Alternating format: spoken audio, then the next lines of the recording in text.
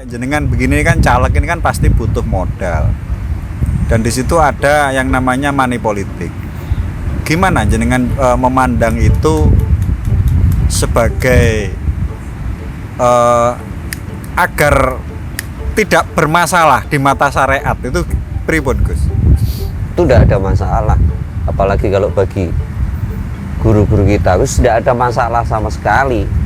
Ya. Karena beliau-beliau pasti fa'innahu yang dzuru bi'ainir rahmah, selalu melihat semua menggunakan kacamata atau sudut pandang kasih sayang. Tidak ada masalah, tidak ada masalah. Jangan sampai yang memegang kekuasaan itu orang-orang yang tanda kutip punya niat kurang baik,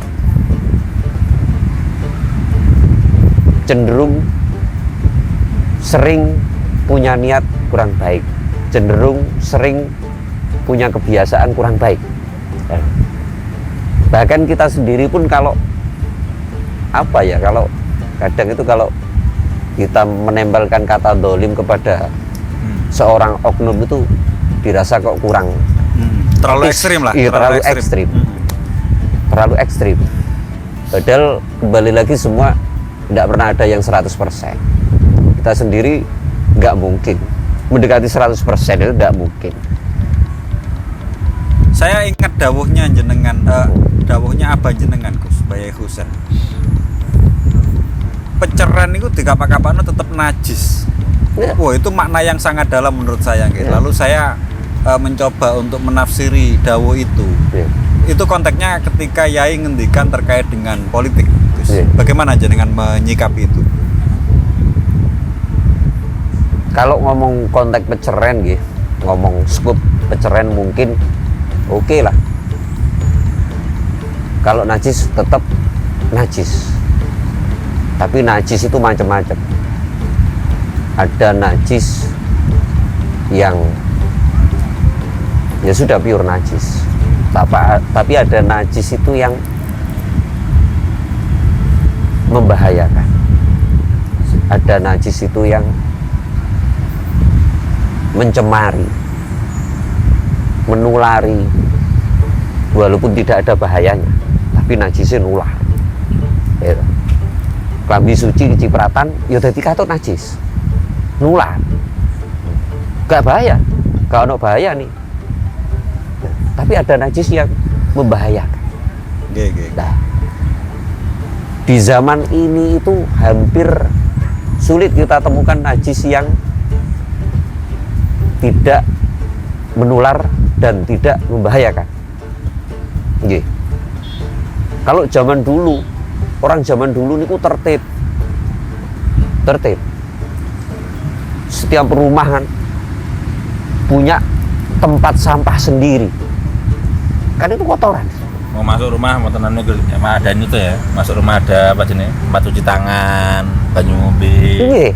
Kendi kan. Kendi. Ya.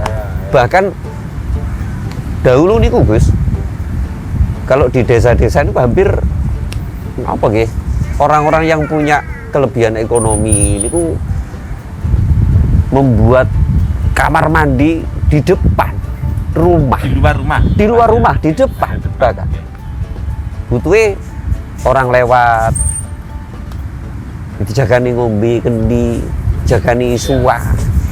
Tapi di belakang hampir rata-rata setiap rumah duwe jugang gawe buak sampah. Nek ten daerah kula jenenge ana Pauan. Itu Pauan. Oh nggih. Nggih, Pauan. Ada. Hampir semua rumah. Dan itu berapa tahun yang lalu kesadaran masyarakatnya itu hampir sama walaupun tidak dibekali oleh keilmuan yang sama. Hari ini kita ini menyetarakan keilmuan, tapi kesadarannya yang nun sewu nggih, yang berkurang. Semua punya kebiasaan, punya kesadaran untuk melokalisir sampah atau kotoran atau najis yang dihasilkan. Artinya kemungkinan untuk jadi najis yang menular itu kecil, apalagi membahayakan. Karena mereka pun ketika melokalisir sampah di bak merunu, ya sak diobongi, sak dimusnahnoni bisa. Jadi benar-benar terlokalisir. Hari ini sampah kita, najis kita itu wis gak karu-karuan. Maka ini penting kembali ke politik ya. Politik bisa jadi menelurkan undang-undang atau peraturan untuk alur tatanan sosial tentang sampah atau kotoran, atau bisa jadi itu najis itu yang menular, yang membahayakan. Berarti artinya gini, memang kadang kita ini sering saya anggap gagap. Kita ini gagap ini dari peradaban gitu Mas. Makanya koyo singkat cerita kados yang diterangkan Gus Fahmi tadi itu kan kadang korelasinya menjadi tidak jelas. Nah, ketika ada kepentingan di dalam politik ini kan kalau ngomong kepentingan hari ini niku nun sewu Gus. Ngomong kepentingan itu kecenderungannya dominannya ke ambisi malah. Itu yang bahaya kan. Ambisi itu yang bahaya. Makanya melihat kebijakan pemerintah hari ini itu sangat sosialis. Makanya kalau terbilang pemerintah itu kebijakan juga sosialis. Tapi persoalan kita gitu. Oknum-oknumnya itu masih penganut kapitalis. Ya, yang artinya akhirnya menjadikan semua hal itu menjadi halal. Contoh kebutuhan